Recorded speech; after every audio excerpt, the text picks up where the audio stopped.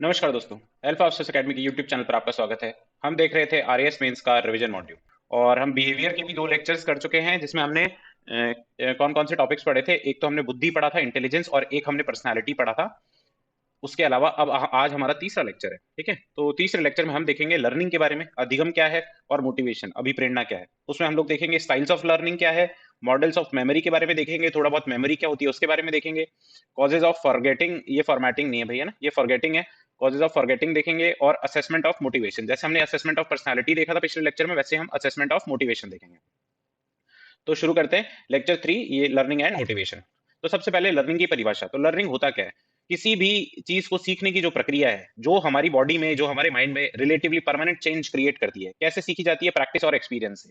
तो any relatively permanent change in behaviour और behavioural potential produced by practice and experience is called learning. ठीक है। एक फिर कॉल्विन भाई साहब और स्किनर भाई साहब हैं, इन्होंने अलग अलग परिभाषा दी है। ये एनसीईआरटी की परिभाषा है। और जो कॉल्विन की जो डेफिनेशन है वो कहती है learning is modification in a readymade behaviour. जो आपका रेडीमेड बिहेवियर है उसमें जो मॉडिफिकेशन होगा, किस कारण से? एक्सपीरियंस के कारण से, है ना। Learning is the motivation modification in our readymade behaviour due to experience. फिर एक स्किनर है, स्किनर क्या कहते हैं? Learning is the process of progressive behaviour adaptation. तो ये तीन परिभाषाएं, इसमें कुछ ऐसा बहुत ज्यादा समझाने जैसा तो है नहीं। तो ये तीन परिभाषा एटलीस्ट आप एनसीईआरटी की परिभाषा तो रट ही लेना। फिर दूसरी बात आती है फीचर्स ऑफ लर्निंग। अब ये जो फीचर्स हमने हमेशा शुरुआत से देखा है कि हम डेफिनेशन से फीचर्स बनाते हैं। तो फीचर्स देखो कैसे हैं।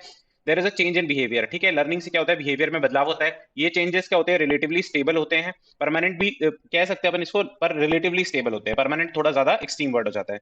फिर इसमें जो बदलाव होते हैं, जो चेंजेस होते हैं, they can be both internal, ये इंटरनल भी हो सकते हैं, और ये एक्सटर्नल। सॉरी, थोड़ी सी है ना, इसमें मिस्टेक्स हैं। दूसरी बात, आज थोड़ा सा वॉल्यूम को लेकर के प्रॉब्लम हो सकती है, बिकॉज मेरे घर के पास में ही कुछ कोई फंक्शन चल रहा है, तो वहां पर वॉल्यूम बहुत ज्यादा है, तो इस वजह से। तो ये देखते हैं चेंजेस जो इसमें है फीचर्स ऑफ लर्निंग में। Changes can be both internal and external. फिर लर्निंग क्या है? क्रिएटिव चीज है ना। लर्निंग क्या है? सृजनात्मक है, क्रिएटिव है। It is creative synthesis of knowledge और एक्सपीरियंस का सिंथेसिस है ये लर्निंग। फिर अपन देखें स्टाइल्स ऑफ लर्निंग, जो टॉपिक दिया हुआ है। अपन देखो टॉपिक वाइज देखें तो अपने को जो जो टॉपिक में लिखा हुआ है ना, मैं आपको बोल रहा हूँ कि ऐसे ही क्वेश्चंस बनते हैं। आरएएस में कोई बहुत दिमाग लगा करके क्वेश्चंस नहीं बनाए जाते हैं। जैसे मान लो उसको लर्निंग के चैप्टर में से हर जो आपकी चार यूनिट्स हैं, मतलब चार सब यूनिट्स है मान लो बिहेवियर की, उस बिहेवियर की चार सब यूनिट्स में से हर सब यूनिट में से एक क्वेश्चन तो पक्का ही है, किसी में से दो आते हैं और एक क्वेश्चन तो पक्का ही। अब मान लो इसमें क्वेश्चन बनाना है तो वो डायरेक्ट क्वेश्चन दिखेगा। क्वेश्चन क्या है? Styles of learning. What are the styles of learning? What are the models of memory? What are the causes of formatting? What are assessment of motivation? How is motivation assessed? तो ऐसे question आप previous year उठा करके देखोगे, आपको वैसे भी पता चल जाएगा। मैंने यहाँ पर जितनी भी चीजें अपन लोग कवर कर रहे हैं ना, ये सारी प्रीवियस ईयर बेस्ड ही है। I have seen and in every examination की प्रीवियस ईयर और सिलेबस का क्या इंपॉर्टेंस होता है। तो आप भी प्रीवियस ईयर देख लेना, ये लेक्चर होने के बाद में देख लेना भले, तो आपको पता चल जाएगा कि व्हाट वी हैव कवर्ड। ठीक है। तो हम अब सिलेबस के अकॉर्डिंग, अब स्टाइल्स ऑफ लर्निंग अपने पास टॉपिक दिया हुआ है। स्टाइल्स ऑफ लर्निंग में स्टाइल्स है क्या? स्टाइल्स क्या है? मेथड्स है, किसके द्वारा, लर्नर के द्वारा जो यूज किए जाते हैं, किसके लिए? लर्निंग को आसान बनाने के लिए और इंटरेस्टिंग बनाने के लिए। ठीक है। अलग अलग लोग अलग अलग तरीके के मेथड्स यूज करते हैं कि किस लिए? अपनी जो लर्निंग है उसको इजी बनाने के लिए, उसको इंटरेस्टिंग बनाने के लिए। जो अब देखो ये क्या कहते हैं कि लर्निंग स्टाइल जो है ना, ये मेनली तीन चीजों से डिराइव होती है। ये क्या क्या तीन चीजें हैं? एक तो परसेप्चुअल मोडालिटी है, एक इंफॉर्मेशन प्रोसेसिंग है, और एक पर्सनालिटी पैटर्न। अब परसेप्चुअल मोडालिटी में क्या होता है?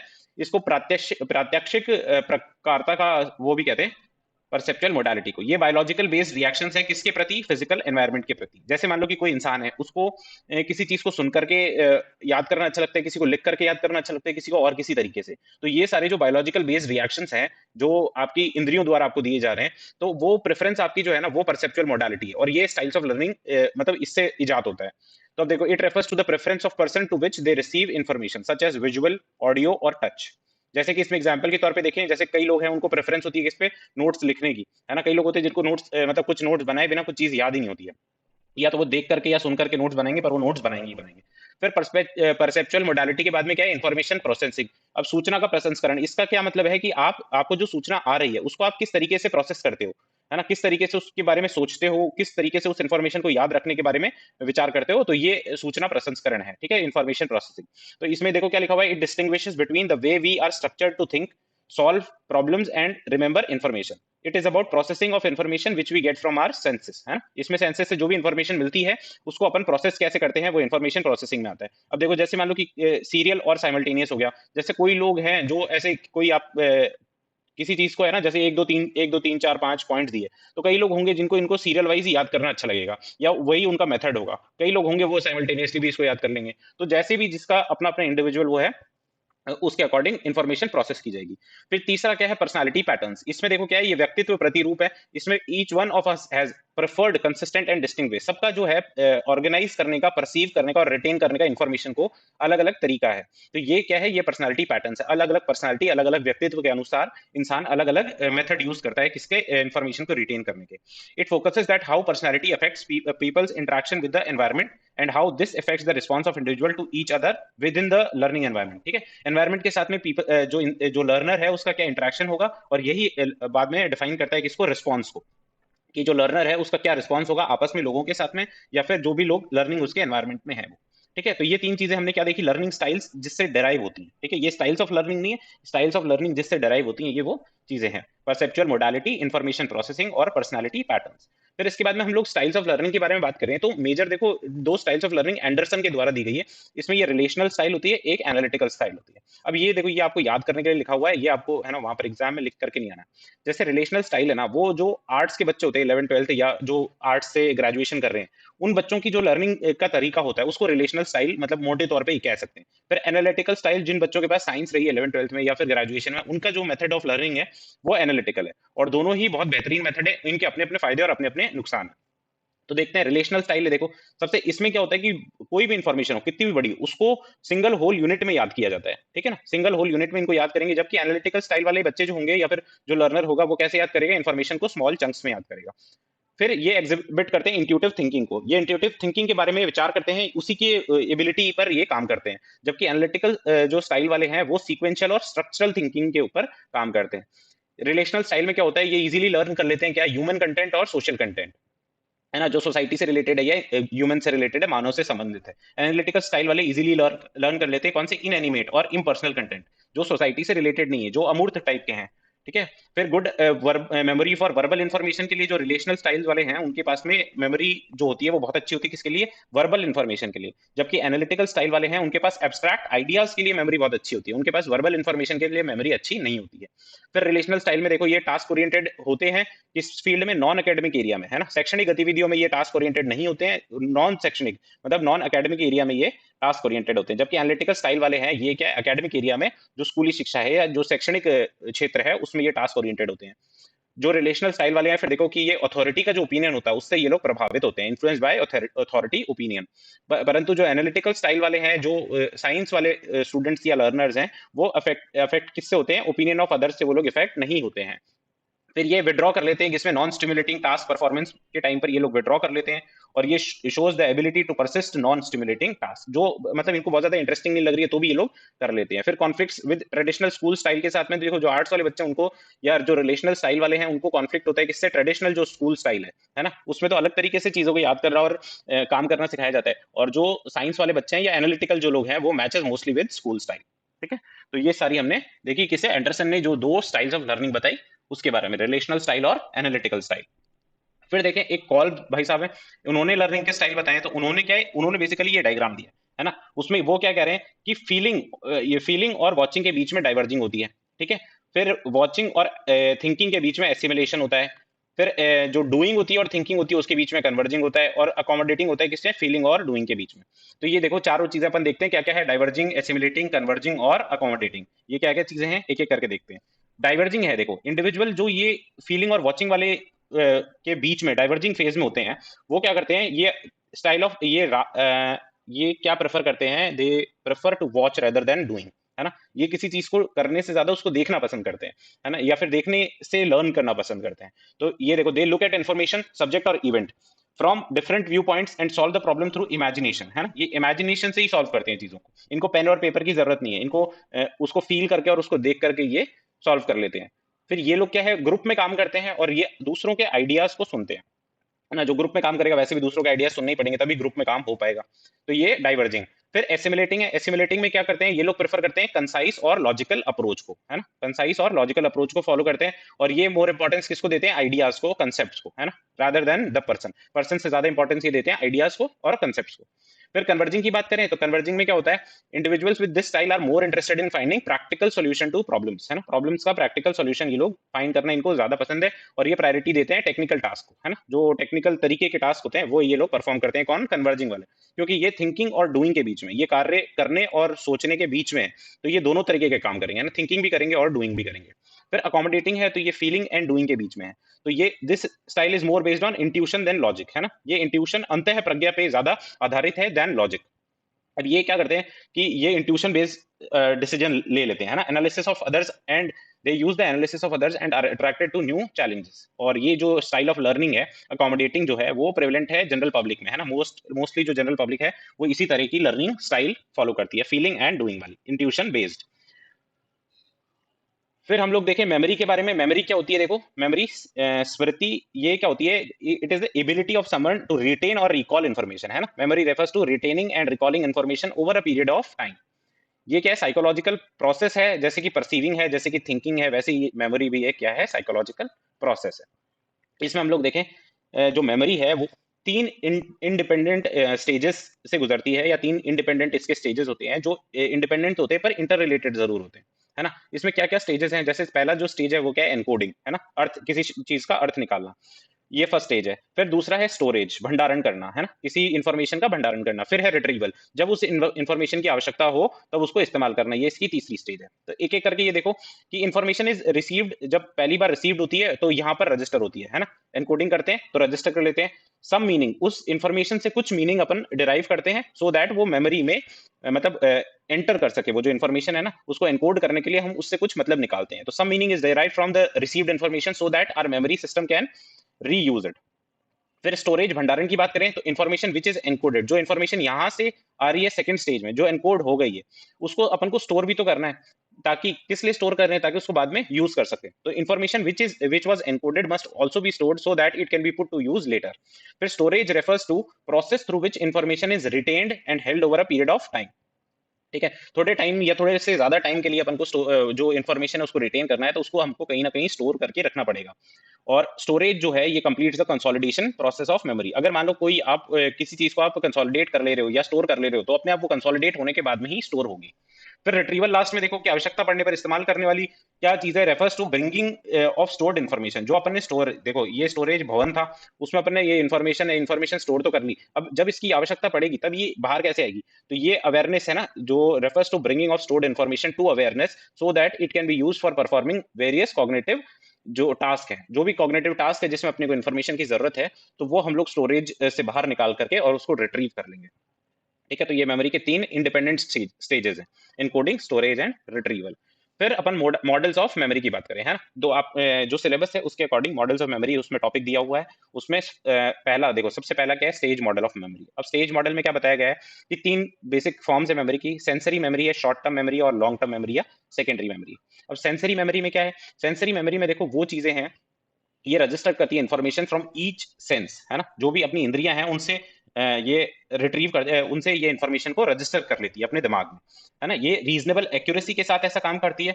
ये जो इंफॉर्मेशन रजिस्टर करती है वो एग्जैक्ट रेप्लिका होती है किसकी, स्टिमुलस की। जैसा अपने को स्टिमुलस मिला है उसका एग्जैक्ट रेप्लिका अपनी सेंसरी मेमोरी में आ जाता है। इसकी जो स्टोरेज कैपेसिटी होती है वो बहुत ज्यादा होती है ना, लार्ज स्टोरेज कैपेसिटी है, परंतु इसकी जो ड्यूरेशन होती है वो बहुत कम होती है ना, it is less than a second, एक सेकंड से भी कम इसकी ड्यूरेशन होती है। एग्जैक्ट रेप्लिका तो आ जाएगा आपके दिमाग में जो भी स्टिमुलस है, परंतु वो एक सेकंड तक भी नहीं बचेगा। और एनी न्यू इन्फॉर्मेशन, जो भी हम पहली बार इन्फॉर्मेशन देख रहे हैं वो firstly goes into sensory memory, हमारी सेंसरी मेमोरी में वो इन्फॉर्मेशन जाती है। तो देखो इसको एक बार रीड आउट करो, क्या है कि it is memory, sensory memory क्या है, it is memory system that registers information from each sense with reasonable accuracy, है ना, रीजनेबल एक्यूरेसी के साथ में। फिर registered information are exact replica of the stimulus, इसमें स्टोरेज कैपेसिटी लार्ज है, ड्यूरेशन वेरी लेस है, and any new information firstly goes into sensory memory. इसके बाद में आता है शॉर्ट टर्म मेमोरी। अब जो भी हमने सेंसरी मेमोरी में इंफॉर्मेशन डाली थी, अगर हम उसको अटेंशन दे दें, है ना, अटेंशन इस मेमोरी में जो भी इंफॉर्मेशन थी उसको दे दें, तो वो हमारी शॉर्ट टर्म मेमोरी में चली जाएगी, है ना। फिर इसकी जो ड्यूरेशन होती है वो लेस देन 30 सेकंड है, और इसमें इंफॉर्मेशन अगर प्रैक्टिस नहीं की जाएगी इस इंफॉर्मेशन को तो ये उड़ जाती है, लॉस्ट हो जाती है या भूल दी जाती है, भुला दी जाती है। फिर information is primary encoded acoustically in terms of sound, फिर अकॉर्डिंग टू मिलर, है ना, ये जो इसकी कैपेसिटी बढ़ाने का तरीका क्या है, चंकिंग मेथड। अपन ने देखा था किसी भी बड़ी इंफॉर्मेशन है, ये मान लो ये बहुत बड़ी इंफॉर्मेशन है, इसको इतना इतना इतना इतना इतना चंक्स बना करके याद कर लोगे, तो मिलर कह रहे हैं कि इससे आप शॉर्ट टर्म मेमोरी की कैपेसिटी को बढ़ा सकते हो। ठीक है, तो एक बार इसको भी रीड आउट करते हैं, क्या चीज है ये इन्फॉर्मेशन इन, देखो शुरू से, एक सेकंड रुक जाओ, है ना, इसमें जो information in sensory memory when given attention, है ना, एंटर्स, इंफॉर्मेशन जो है सेंसरी मेमोरी में when given attention enters the short term memory, है ना। अब ड्यूरेशन इसमें क्या है, लेस देन 30 सेकंड है, information is not practice then it is lost. फिर इसमें जो इसकी जो कैपेसिटी है वो भी लार्ज ही होती है। ठीक है, सेंसरी मेमोरी की भी बहुत लार्ज कैपेसिटी, इसकी भी कैपेसिटी लार्ज होती है, पर ड्यूरेशन सेंसरी मेमोरी का लेस देन 1% है और शॉर्ट टर्म मेमोरी का लेस देन 30 सेकंड है। If information is not practice then it is lost. Information is primarily encoded acoustically, मतलब in terms of sound, sound के टर्म्स में उस information को एनकोड किया जाएगा। और मिलर भाई साहब क्या कह रहे हैं कि कैपेसिटी को बढ़ाने के लिए, शॉर्ट टर्म मेमोरी की कैपेसिटी को बढ़ाने के लिए आप क्या चंकिंग मेथड का इस्तेमाल कर सकते हो। फिर देखो देखें लॉन्ग टर्म मेमोरी के बारे में, इसको लॉन्ग टर्म मेमोरी को सेकेंडरी मेमोरी भी बोलते हैं। और जब शॉर्ट टर्म मेमोरी से कोई भी इंफॉर्मेशन को रिहर्सल करके रिहर्सल किया जाए, तो उस रिहर्सल के बाद वो शॉर्ट टर्म मेमोरी की जो भी इंफॉर्मेशन है वो लॉन्ग टर्म मेमोरी में आ जाती है। तो देखो इसमें क्या लिखा हुआ है, on elaborative rehearsal of information in short term memory the information enters long term memory. फिर परमानेंट स्टोर हाउस इसको कहते हैं, और इसकी जो ड्यूरेशन है वो लाइफ टाइम है, और स्टोरेज कैपेसिटी क्या है, अनलिमिटेड। ठीक है, तो ये हमने तीनों ये जो सेंसरी, शॉर्ट टर्म और लॉन्ग टर्म मेमोरी देख ली, है ना। स्टोरेज कैपेसिटी देखो सेंसरी मेमोरी की बहुत ज्यादा है, और शॉर्ट टर्म मेमोरी की भी ज्यादा है स्टोरेज कैपेसिटी, पर सेंसरी मेमोरी की ड्यूरेशन 1 सेकंड से भी कम है, शॉर्ट टर्म मेमोरी की ड्यूरेशन 30 सेकंड से कम है, और लॉन्ग टर्म मेमोरी है उसकी स्टोरेज कैपेसिटी भी अनलिमिटेड है और ड्यूरेशन भी लाइफ टाइम का है। ये परमानेंट स्टोर हाउस है। उसके बाद देखो ये जो इन्फॉर्मेशन है, ये अपन ने बात तो कर ली कि ये जा रही है सेंसरी मेमोरी से शॉर्ट टर्म में, शॉर्ट टर्म से लॉन्ग टर्म में, ये ट्रैवल करती कैसे है, how does information travel from one storage to another, है ना, एक स्टोर से दूसरे स्टोर में कैसे जा रही है। तो to answer this question Atkinson, और ये जो पहले अपन ने जो मॉडल देखा, ये जो है ना स्टेज मॉडल है, ये एटकिंसन और शिफ्रिन का दिया हुआ मॉडल है। ये एटकिंसन और शिफ्रिन ने ही फिर प्रपोज किया क्या, नोशन ऑफ कंट्रोल प्रोसेस, नियंत्रण प्रक्रिया। इन्होंने ये नियंत्रण प्रक्रिया बताई, और ये प्रक्रिया में इन्होंने ये चार चीजें बताई, है ना, चार कंट्रोल प्रोसेसेस बताए। वो क्या क्या है अपन देखते हैं। सबसे पहले तो सेलेक्टिव अटेंशन, ये पहला कंट्रोल प्रोसेस है जो डिसाइड करता है क्या है, which information will travel from sensory memory to short term memory. आप देख रहे हो कि जिस भी चीज पे आपकी अटेंशन जा रही है वो आपकी सेंसरी मेमोरी में तो जा रही है, पर शॉर्ट टर्म मेमोरी में नहीं जा रही। तो आप सेलेक्टिवली जिस चीज को अटेंशन दोगे वो ट्रैवल करेगी कहां से, सेंसरी मेमोरी से शॉर्ट टर्म मेमोरी में। ये है पहला कंट्रोल प्रोसेस। फिर दूसरा है मेंटेनेंस रिहर्सल, अनुरक्षण अभ्यास। इसमें क्या है, it is second control process which retain information in short term memory for so much time as required through repetition, है ना। आप रिपीटेशन करके बार बार रिहर्सल करके उस जो शॉर्ट टर्म मेमोरी में है उसका रिटेंशन को बढ़ा सकते हो। अब इसी में मेंटेनेंस रिहर्सल, ये दोनों क्या शॉर्ट टर्म मेमोरी में ही रखने के मेथड है, कि चंकिंग मेथड, है ना, memorising information by dividing into small parts. This helps expansion of capacity of short term memory. Short term में ये हमने पहले भी बात किया था, जो यहाँ पर अपन ने देखा था, मिलर कह रहे हैं कैपेसिटी कैसे इंक्रीज कर सकते हैं शॉर्ट टर्म मेमोरी की, शॉर्ट टर्म मेमोरी की कैपेसिटी इंक्रीज करेंगे चंकिंग मेथड या खंडनीय विधि से। फिर लास्ट में देखो कंट्रोल प्रोसेस, इलेबोरेटिव रिहर्सल एक कंट्रोल प्रोसेस है, जो हमने देखा शॉर्ट टर्म मेमोरी से लॉन्ग टर्म मेमोरी में कोई चीज को भेजनी है, तो ये कंट्रोल प्रोसेस क्या है, शॉर्ट टर्म मेमोरी से लॉन्ग टर्म मेमोरी में भेजने के लिए इलेबोरेटिव रिहर्सल की बात करता है, विस्तृत अभ्यास की बात करता है। ठीक है, एक बार इसको रीड आउट करेंगे। देखो मैंने आपको पहले ही बताया था, ये रीड आउट करने से फायदा बस इतना सही है कि जब आप इस चीज को रिवाइज करोगे तो आपको जो सेंटेंस है वो एज इट इज एक बार रीडिंग में, जैसे मैं रीड आउट कर दूंगा तो you will be able to make out, और उसको आप याद कर सकते हो। तो ठीक है, तो to answer the question of how information travels from one store to another, Atkinson and Shiffrin propose the notion of control processes. अब कंट्रोल प्रोसेसेस में सिलेक्टिव अटेंशन की बात की, selective attention it is the first control process that decides which information will travel from sensory memory to short term memory. फिर है maintenance rehearsal और chunking method, ये दोनों सेकंड कंट्रोल प्रोसेस में ही है, और it is second control process which retain information in short term memory for as much time as required. फिर chunking method में ये मेमोराइजिंग का मेथड है, information by dividing into small parts, है ना, it helps in expansion of capacity of short term memory.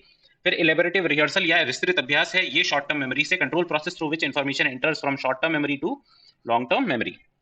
ठीक है, I hope you are able to understand this. और इसके आगे देखो अपन, इसके आगे देखो ये एटकिंसन और शिफ्रिन ने जो मॉडल दिया, उसके बाद में वर्किंग मेमोरी मॉडल है टल्विंग का, है ना। टल्विंग नाम के एक इंसान है, उन्होंने वर्किंग मेमोरी मॉडल दिया। उन्होंने लॉन्ग टर्म मेमोरी को दो पार्ट्स में डिवाइड किया, एक तो एक्सप्लिसिट मेमोरी, एक इम्प्लिसिट मेमोरी। अब ये एक्सप्लिसिट मेमोरी क्या है, डिक्लेरेटिव मेमोरी भी कहा है इसको, और इम्प्लिसिट को प्रोसीजरल मेमोरी भी कहा है। ये तो क्या है, ऐसी मेमोरी जिसमें अपन लोग नाम याद रखते हैं, कुछ फैक्ट याद रखते हैं, कुछ इवेंट्स याद रखते हैं। तो एक्सप्लिसिट मेमोरी को इन्होंने दो पार्ट्स में डिवाइड किया, एपिसोडिक और सिमेंटिक। अब एपिसोडिक मेमोरी में हम लोग क्या याद रखते हैं, कोई ऐसा पर्सनल एक्सपीरियंस जो हमको मतलब हमेशा याद रहेगा, वो एपिसोडिक मेमोरी में रहता है। और सिमेंटिक मेमोरी में क्या रहते हैं, जनरल फैक्चुअल इन्फॉर्मेशन। एग्जांपल देखो, जैसे पर्सनल एक्सपीरियंस एपिसोडिक मेमोरी में जो beating of mother in childhood, है ना। अब बच्चा जो कितना भी बड़ा हो जाए पर उसको है ना मम्मी की पड़ी हुई एक आधी मार तो याद रहती ही है बचपन की। और जैसे कि और एग्जांपल देखो तो going to school for first time, ज्यादातर लोगों को ये वाली चीज भी याद रहती है। फिर सिमेंटिक मेमोरी में देखो जनरल फैक्चुअल इन्फॉर्मेशन है, तो इसमें एग्जांपल देखो जैसे 2+4 6 होता है ना। अब ये अपनी सिमेंटिक मेमोरी में बैठ चुका है, जैसे प्राइम मिनिस्टर ऑफ इंडिया, ये इतनी बार देख लिया जाता है कि ये सिमेंटिक मेमोरी में बैठ जाते हैं। फिर लॉन्ग टर्म मेमोरी है, तो इसका जो दूसरा प्रकार है वो क्या है, इम्प्लिसिट मेमोरी या प्रोसीजरल मेमोरी। इसमें क्या है, हमने कुछ चीज सीख ली, जैसे कि साइकिलिंग। अब हमने साइकिलिंग बचपन में सीखी, 10 साल मत चलाओ, 11वें साल चलाओगे तो वापस आप साइकिल चला सकते हो, जैसे चाय बनाना। ठीक है, तो ये एग्जांपल्स आप याद रखना, इम्प्लिसिट और एक्सप्लिसिट मेमोरी के। फिर एक बार्टलेट मॉडल ऑफ मेमोरी है, बार्टलेट द्वारा दिया गया मॉडल है मेमोरी का। इसमें मेमोरी क्या कह रहे हैं ये, कि memory is an active process which changes according to one's own prejudice, self experience और रिक्वायरमेंट्स, है ना। अलग अलग लोगों के जो प्रेजुडिस होते हैं, सेल्फ एक्सपीरियंस होते हैं और रिक्वायरमेंट होती है, उसके अकॉर्डिंग मेमोरी का जो प्रोसेस है वो चेंज होता रहता है। इस चीज को समझाने के लिए बार्टलेट ने एक शब्द यूज किया, स्कीमा, है ना। अब स्कीमा की ये डेफिनेशन आप एज इट इज याद रखना, मेरे हिसाब से 2 नंबर में ये पूछे जाने वाला अच्छा क्वेश्चन है। तो स्कीमा क्या है, it is an organisation to past experience and knowledge which influences the way in which incoming information, है ना, incoming information is interpreted, stored and later retrieved. तो स्कीमा क्या है, कोई भी ऐसे पास्ट एक्सपीरियंस या कोई भी ऐसी पास्ट नॉलेज जो इन्फ्लुएंस करती है, हम किस चीज को इन्फ्लुएंस करती है, जो हमारी एबिलिटी है, जो इन्फॉर्मेशन आ रही है हमारे पास, उसको इंटरप्रेट करने की, स्टोर करने की और उसको बाद में रिट्रीव करने की। तो ये क्या है, स्कीमा, ये बार्टलेट मॉडल ऑफ मेमोरी है। फिर अपन 4th नंबर पे देखें तो क्या है, क्रैक लॉकहार्ट्स थ्योरी। ये क्रैक लॉकहार्ट्स थ्योरी क्या कहती है, इसमें देखो 2 लेवल है ना। क्रैक लॉकहार्ट कहते हैं कि 2 लेवल पर आप प्रोसेसिंग करते हो, और जिस लेवल पर आप प्रोसेसिंग कर रहे हो आपकी इन्फॉर्मेशन रिट्रेन होने के चांसेस होते हैं उसी अकॉर्डिंग है ना। तो शैलो प्रोसेसिंग है और डीप प्रोसेसिंग है। शैलो प्रोसेसिंग में तो क्या है, अपन ऊपरी सतही तौर पे चीजों को प्रोसेस करेंगे, और डीप प्रोसेसिंग में क्या है, अच्छी तरह से उसको डीपर लेवल पर समझने की कोशिश करेंगे। तो देखो शैलो प्रोसेसिंग में क्या है, अटेंशन टू फिजिकल कैरेक्टरिस्टिक्स, इसमें अपन फिजिकल कैरेक्टरिस्टिक्स पे इंपॉर्टेंस ज्यादा देंगे और अटेंशन देंगे। Analysis of structural and phonological characteristics and remembered only for short time, ये जो शैलो प्रोसेसिंग करके जो अपन इन्फॉर्मेशन रखते हैं वो शॉर्ट टर्म के लिए ही रहती है। फिर डीप प्रोसेसिंग, इसमें इंटरप्रेटेड एट डीपर लेवल, इसमें सिमेंटिक एनक्लोजिंग और एनालिसिस होता है, और ये लंबे समय तक याद रहती है, remembered for a long time. ठीक है, तो ये क्रैक लॉकहार्ट्स थ्योरी थी। ठीक है, तो अब देखते हैं हम लोग फॉरगेटिंग क्या होती है, विस्मरण क्या होता है ना। फॉरगेटिंग भूलना, जिससे हम लोग सब परेशान है कि आदमी भूल कैसे रहे, जो चीज भूलना चाहता है वो भूलता नहीं है, जो चीज याद रखना चाहता है वो भूल जाता है।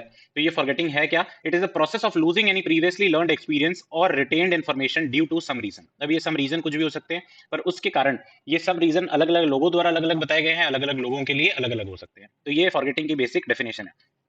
क्या है, forgetting is the process of losing any previously learned experience और retained information due to some reason. अब एक एबिंगहास नाम के एक भाई साहब है, उन्होंने क्या है फॉरगेटिंग के बारे में पूरा एक्सपेरिमेंट ही कर दिया, और ये एक्सपेरिमेंट करके इन्होंने क्या बताया कि जो जैसे जैसे है ना इन्फॉर्मेशन को टाइम हो जाएगा, जैसे जैसे टाइम गैप बढ़ता जाएगा किसमें, लर्निंग और रिटेंशन के बीच में, तो अमाउंट ऑफ रिटेंशन क्या है, डिक्रीज होता जाएगा, है ना। इसमें इन्होंने देखो एक वो इक्वेशन दी हुई है, अमाउंट रिटेन्ड, ये यहां पर लिख देता हूं मैं, amount retained is inversely proportional to 1 upon, मतलब 1 अपॉन तो वैसे जाएगा, टाइम सिंस लर्निंग।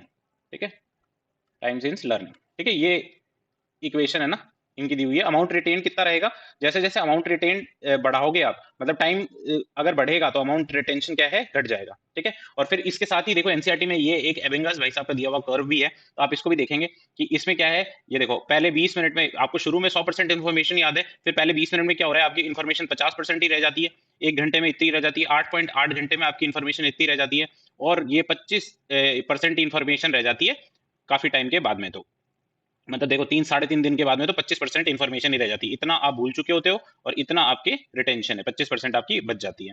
तो ये क्या है कि बेसिक आप है ना, अगर इससे क्वेश्चन आता है तो कोशिश यही करेंगे कि ये जो कर्व है ये भी बनाएं, और ये जो इक्वेशन है इसको भी लिख दें। ठीक है, फिर आगे देखते हैं। इसी में देखो इन्होंने ये जो बात कही है कि इनिशियली तो क्या है, शार्प डिक्लाइन है ना, हमने इस कर्व में देख लिया, इनिशियली तो क्या है, शार्प डिक्लाइन है मेमोरी में, बट डिक्लाइन जैसे जैसे टाइम निकलता जाता है वैसे वैसे वो ग्रेजुअल और स्लो होता जाता है। फिर इसके आगे देखें तो थ्योरीज और फैक्टर्स ऑफ फॉरगेटिंग। अब कुछ प्रिंसिपल्स हैं, कुछ फैक्टर्स हैं जिनकी वजह से ये फॉरगेटिंग अपन ने देखा ड्यू टू सम रीजन, तो वो रीजन क्या क्या हो सकते हैं, तो वो देखते हैं अपन। सबसे पहले देखो डीके और डिसयूज प्रिंसिपल है, फिर थ्योरी ऑफ इंटरफेरेंस और इनहिबिशन है, इनकोडिंग फेलियर है, कंसोलिडेशन फेलियर है, रिट्रीवल फेलियर है, और मोटिवेटेड फॉरगेटिंग है ना। स्पेलिंग्स के लिए माफी चाहेंगे। तो ये मोटिवेटेड फॉरगेटिंग है। तो एक एक करके देखते हैं कि ये क्या क्या है। अब डीके और डिसयूज प्रिंसिपल, तो एबिंगास भाई साहब ने देखो ये दिया है डीके और डिसयूज प्रिंसिपल 1885 में, है ना। तो according to this theory when we learn a piece of information, memory traces, है ना, दिमाग में क्या बनते हैं, मेमोरी ट्रेसेस बन जाते हैं, और जैसे जैसे टाइम निकलता जाता है और इसकी प्रैक्टिस नहीं होती है तो ये जो ट्रेसेस होते हैं ये डिसअपियर हो जाते हैं, है ना। तो ये इन्होंने फॉरगेटिंग के बारे में, पर ये क्या है, this theory could not adequately explain forgetting. ये कहते हैं कि बाकी लोग कह रहे हैं कि ये जो है ना थ्योरी ऐसे ही इन्होंने बना दी, इसमें कोई प्रॉपर एक्सप्लेनेशन नहीं है। तो एक बार इसको रीड आउट करें। एबिंगस ने जो प्रोपाउंड की है क्या, डिके और डिसयूज प्रिंसिपल, क्या कहता है, according to this theory when we learn a piece of information memory traces are formed in our brain, but as time passes due to lack of practice और use these memory traces disappear, है ना। ये जो memory traces है ये disappear हो जाते हैं। फिर थ्योरी ऑफ इंटरफेरेंस और इनहिबिशन है। अब इसमें देखो क्या कह रहे हैं कि according to this theory association establish between different items in learning and memorising, they remain in memory independently without any mutual conflict, है ना। ये इंडिपेंडेंटली कोई आइटम होंगे वो आपके पास में, जब तक कोई इंटरफेरेंस नहीं होगा, जब तक उनमें कोई आपसी विरोध नहीं होगा, तब तक वो इंडिपेंडेंटली रहेंगे वहां पर। But at the time of retrieval these association compete with each other, है। और ये क्या इंटरफेरेंस, इससे इंटरफेरेंस हो जाता है और फिर वो रिट्रीवल में मुश्किल आती है। तो ये देखो दो टाइप के बताए हुए हैं, एक तो प्रोएक्टिव है फॉरवर्ड मूविंग, और दूसरा है रेट्रोएक्टिव बैकवर्ड मूविंग। अब जैसे प्रोएक्टिव में क्या है कि जब आपने कोई प्रीवियसली लर्नड एक्शन है वो आपको इंटरफेयर कर रहा है किसमें, रिकॉल करने में नया एक्शन। जैसे कि आप नया मोबाइल नंबर किसी का याद करते हो, है ना, और आपको पुराना नंबर ऑलरेडी याद है, तो वो क्या है, पुराना नंबर जो है ना वो इंटरफेयर करेगा। आप अक्सर क्या होगा कि आप जब उसको रिकॉल करने की कोशिश करोगे तो नए और पुराने मोबाइल नंबर मिक्स हो जाएंगे। वैसे ये रेट्रोएक्टिव है, तो इसमें difficult in recalling old information after gathering a new information. तो जब आपने जैसे नया मोबाइल नंबर कोई आपको नया याद हो गया, तो आपको जो पुराना वाला है ना वो अपने आप ही आप भूल जाते हो, या फिर उसमें इंटरफेरेंस होती है। तो ये प्रोएक्टिव और रेट्रोएक्टिव है। फिर एनकोडिंग फेलियर की बात करें तो ये due to lack of proper encoding of information, है ना। एनकोडिंग प्रॉपर नहीं हुई है तो इसकी वजह से जो लॉन्ग टर्म मेमोरी में ये नहीं जा पाई जो इन्फॉर्मेशन, है ना, तो वो रिट्रीव करना मुश्किल हो जाता है ना, कैन नॉट बी रिट्रीव, या it is difficult to retrieve. फिर कंसोलिडेशन फेलियर में क्या करेंगे कि किसी भी इन्फॉर्मेशन को अगर आप कंसोलिडेट नहीं करोगे तो वो क्या है, उसमें कंसोलिडेट नहीं करोगे तो वो लॉन्ग टर्म मेमोरी में नहीं जाएगी। तो the encoded information stored in the memory is not consolidated, which leads to failure of long term memory formation and forgetting occurs. फिर रिट्रीवल फेलियर थ्योरी है, इसमें क्या होता है, ये टल्विंग एक भाई साहब है उन्होंने दी है। तो the failure to use information stored in long term memory in a timely manner, है ना, जब आपको जरूरत है तब आप अगर उसको नहीं इस्तेमाल कर पा रहे हो तो वो क्या होता है कि वो रिट्रीवल फेलियर थ्योरी है। अब इसमें क्या होता है, this forgetting occurs due to absence of retrieval cues. कुछ होते हैं, मतलब जैसे आप सोच करके देखो कि अपन जैसे बचपन में होता था कि अपन को कोई चीज याद नहीं आ रही पर अपन क्या कहते थे कि बस एक शब्द बता दे, शुरुआत की लाइन का एक शब्द बता दे, तो वो एक शब्द क्या आपका रिट्रीवल क्लू है या क्यू है। तो वो रिट्रीवल क्यू जब मिल जाता है तो वो आपको वापस से रिट्रीव हो जाती है मेमोरी। मेमोरी तो लॉन्ग टर्म इसमें पड़ी हुई है पर टाइमली मैनर में उसको रिट्रीव करने में फेलियर हो रहा है। तो रिट्रीवल क्यूज क्या है, और those means that help us to retrieve information जो स्टोर की गई है। फिर मोटिवेटेड फॉरगेटिंग है, ये देखो सिगमंड फ्राइड नाम के एक साइकाइट्रिस्ट हैं, उनके द्वारा ये कि ये forgetting those life experience through repression और सप्रेशन व्हिच कॉजेस एंजाइटी और गिल्ट। इसमें ये कहते हैं कि हम लोग वो चीजें भूलते हैं जो हम भूलना चाहते हैं। We forget because we want to forget.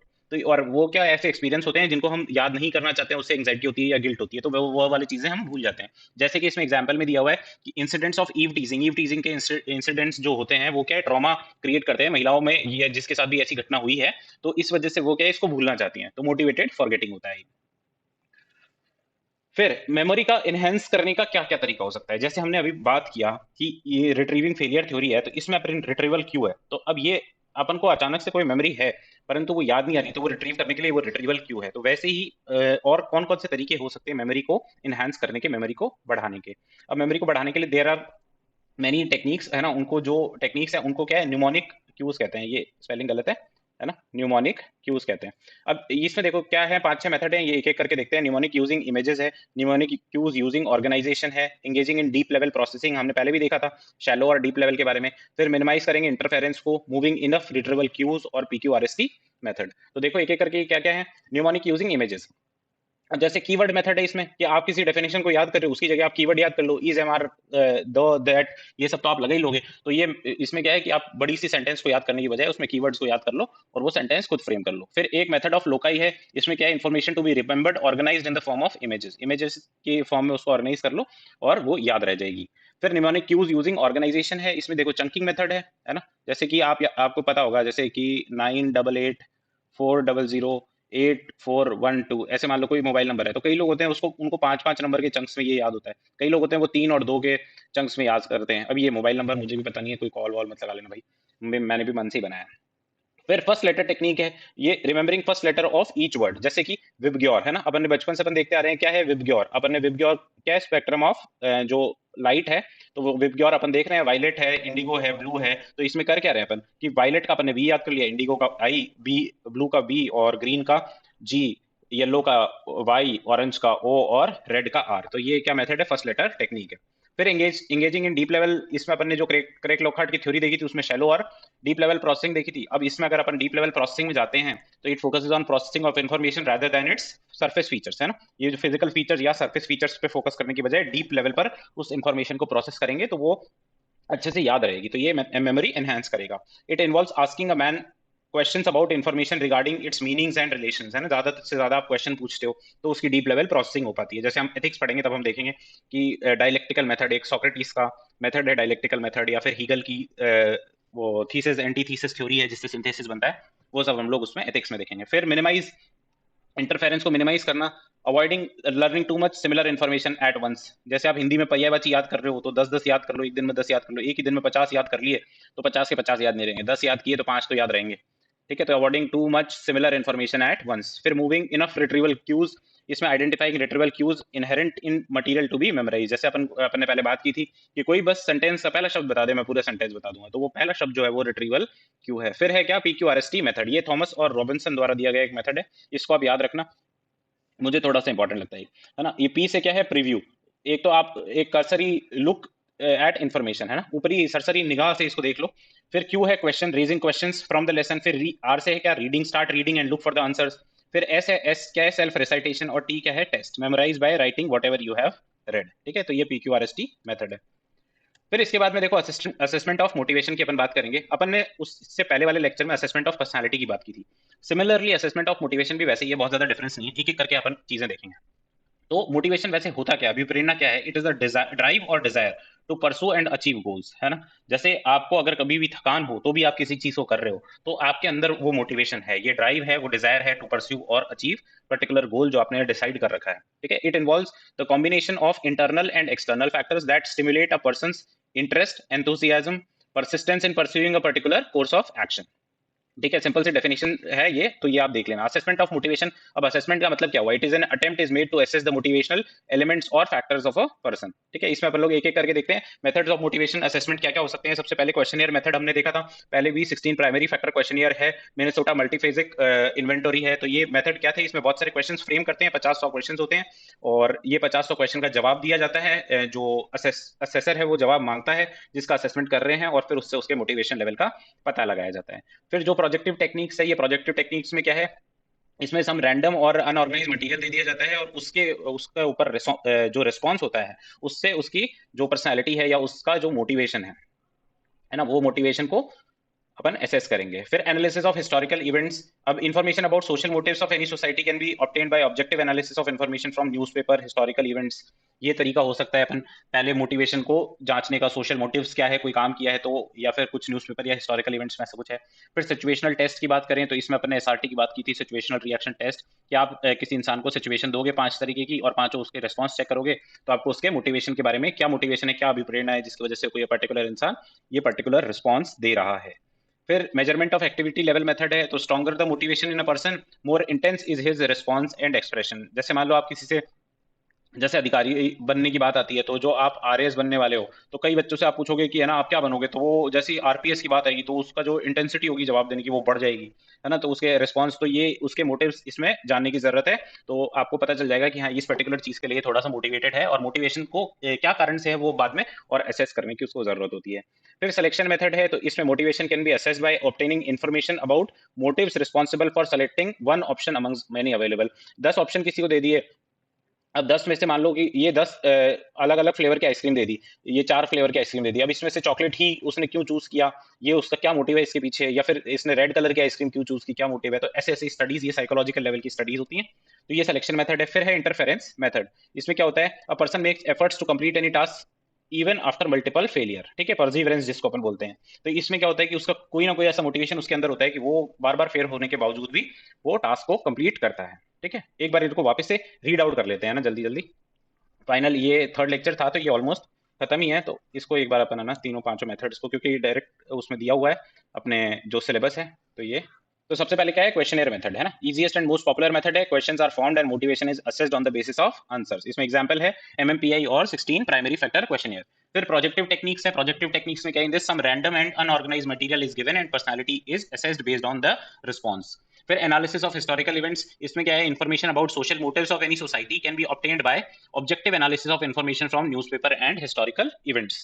फिर सिचुएशनल टेस्ट है, तो इसमें on the basis of person's reaction in particular situation, example इसमें देखा था अपन ने एसआरटी है, सिचुएशन रिएक्शन टेस्ट। फिर measurement of activity level method, इसमें क्या है, stronger the motivation in a person the more intense is his response and expression related to those motives. फिर सिलेक्शन मेथड है, तो motivation can be assessed by obtaining information about motives responsible for selecting one option amongst many available option.